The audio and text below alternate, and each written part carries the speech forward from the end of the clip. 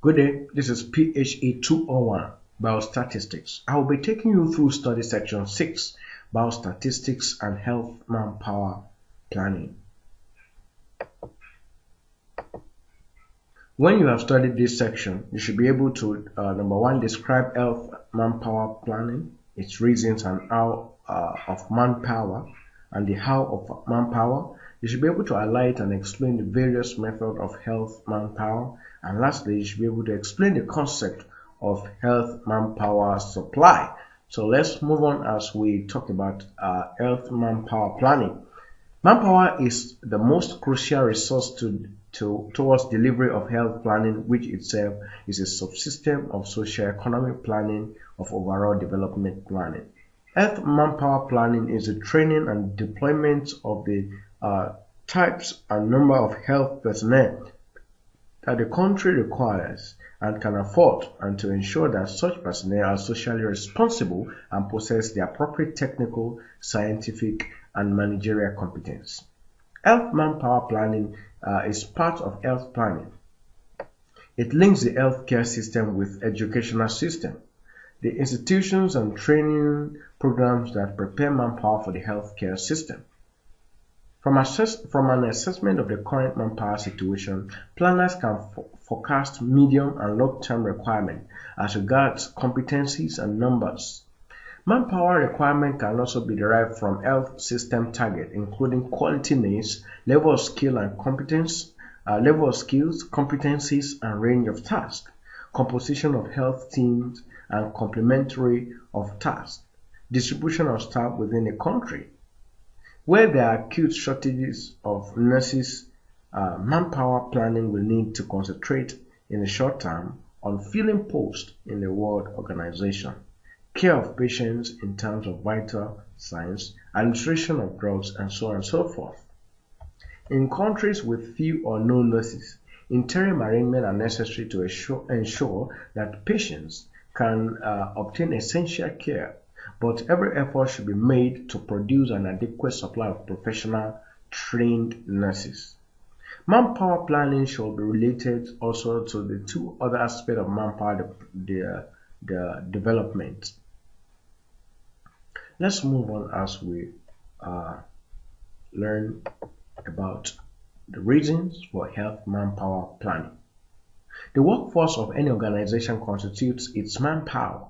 Health workers of various cadres and professional groups therefore constitute health manpower. Like other aspects of healthcare delivery system, health manpower requires careful and systematic planning. Manpower planning is described as the formulation of strategy for procurement, allocation, utilization, improvement, and retention of the organization's manpower or workforce.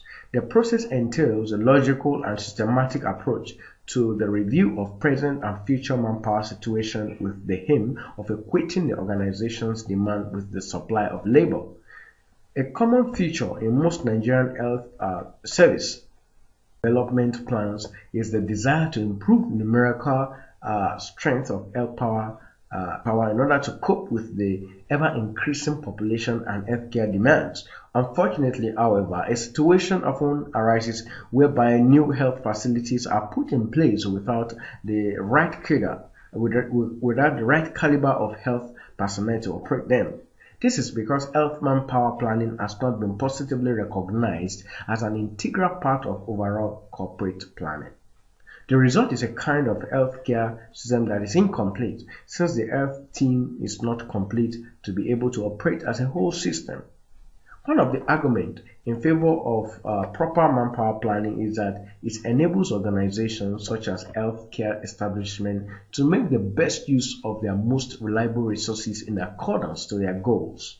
Health manpower planning is further necessitated by the growing difficulties in recruitment and retraining staff of the requisite calibers in adequate numbers at the right time and in the right place for obvious reasons of economy, mobility of labor, and treatment of healthcare issues on parallel grounds with non-health matters. In this era of advances in science and technology, where electronic gadgets have taken over some jobs performed by human beings, especially in developed countries. What and how do we go about health manpower in developing nations like Nigeria?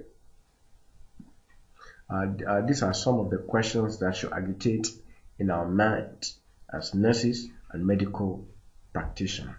Let's move on as we learn the how of manpower planning.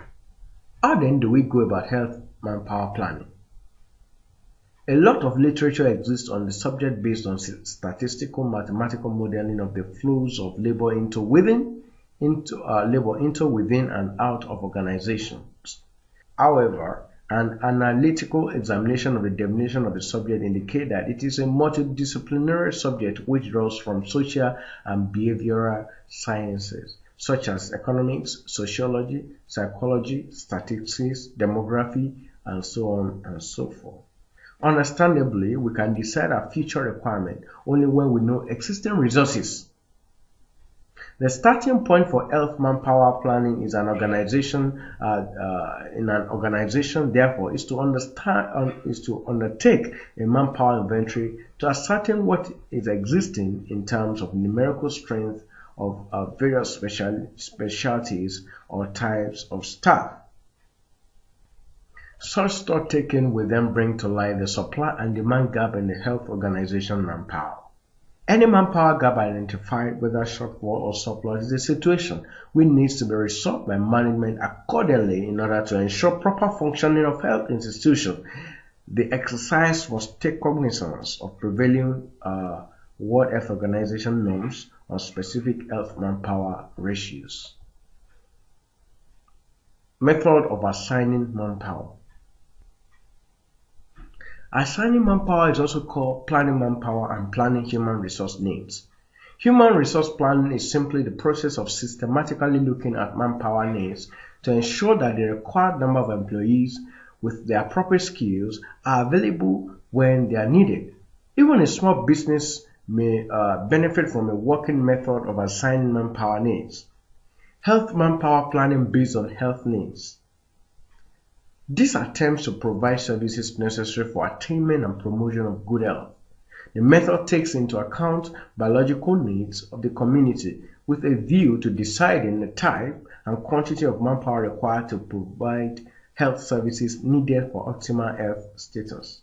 The method relies, for example, on current information on causes of mobility and mortality in a given community and desired norms of healthcare conditions of interest, which are converted to health manpower to provide desired services.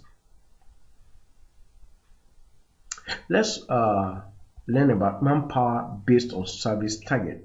This method is similar to health needs except that it concerns itself with factors such as the public want of health services, priority health services, political views, cost, efficiency of service delivery, effect segment of population served, accessibility, and administrative feasibility.